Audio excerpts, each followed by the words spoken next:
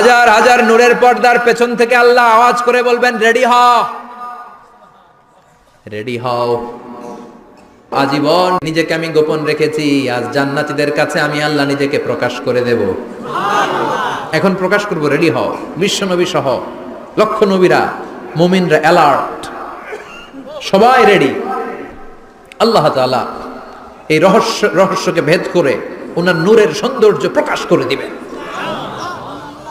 লম্বা সময়ের জন্য না, 1 সেকেন্ডে ভাগ করলে, হাজার ভাগ করলে 1 মাইক্রো সেকেন্ড, 1 মাইক্রো সেকেন্ডে 1000 কোটি বার ভাগ করলে হয় 1 ন্যানো সেকেন্ড। 1 সেকেন্ডেরও অনেক কম একটা নূরের ঝলক জান্নাতীদের সামনে প্রকাশ করেই আবার নাই। এক ঝলক দেখেই আবার নাই। কিন্তু ওই যে এক ঝলক দেখেছে জান্নাতীরা, বিশ্বনবী সহ সব মুমিন বান্দারা, নবীরা ওই ঝলকের দিকে তাকিয়ে থাকবে।